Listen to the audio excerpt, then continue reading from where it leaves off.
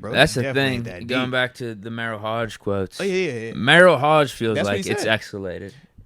Because this is the difference, bro. Like, read off his I quote because read I've him. already seen him, but I don't want to misquote it. But I understand exactly what he is trying to like communicate, though.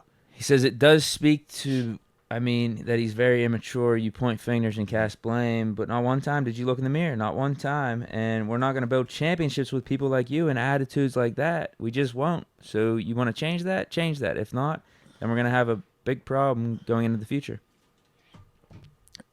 Say it. He's not saying that you got to get rid of him today. He's saying, listen, if you get to the point where you truly feel like your input or your impact is bigger than the team, if you get to the point where you feel like your emotions and your need to express them are bigger than the collateral damage it could cause to your teammates in this team, that is accurate. We will never win a championship that way. We will never be able to have this type of success. But he's not saying that that is what it is. But he's also saying, yo, if you don't change it, he's starting to get concerned. Yeah, you're going to start going that way because let's be real. We have more concerned than us, it seems right. like. Put out that comment. And the reason why for Merrill is because he looks at it simply as, bro, why are we wasting time? Yeah. If you see what it's already turning into today, what happens when it becomes a bigger thing? Now it's the same monster, it's just a bigger version of it.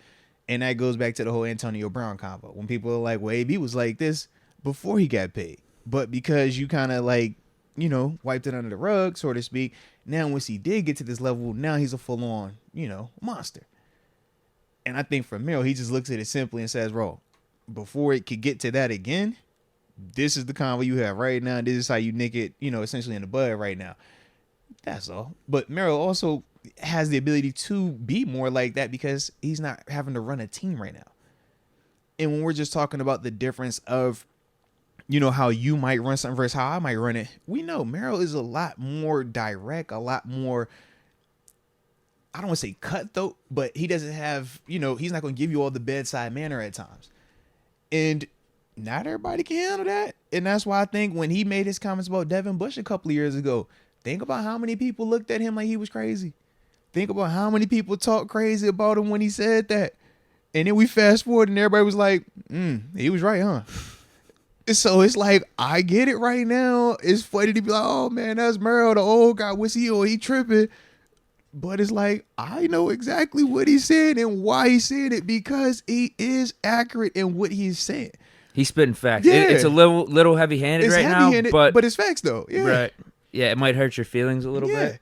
And because it's a player that we love or we're fans of, we don't always want to receive it. And at the time when he said it about Devin Bush was still early on and it hadn't got as, and at least Pickens, Pickens is performing. He's much better than Correct. Devin Bush too. He's way more of a fan favorite. Correct, bro. Correct.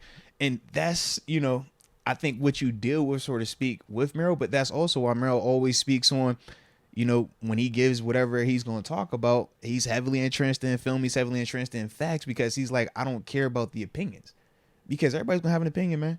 But the facts are the things that are not going to lie. The facts are the things that's not going to waver. Like I said, that's why I be on my tape the way I be on because literally that's what he told me when I got into this thing. Like, bro, you can waste your time doing this whole I'm passionate about it. I want to stand up here and wave my flag because I'm a fan. But he's like, bro, that tape is what's going to, be the truth or not. So, and that tape don't be lying, man. And with that type of stuff, we've seen it. Yeah, it can mess you up.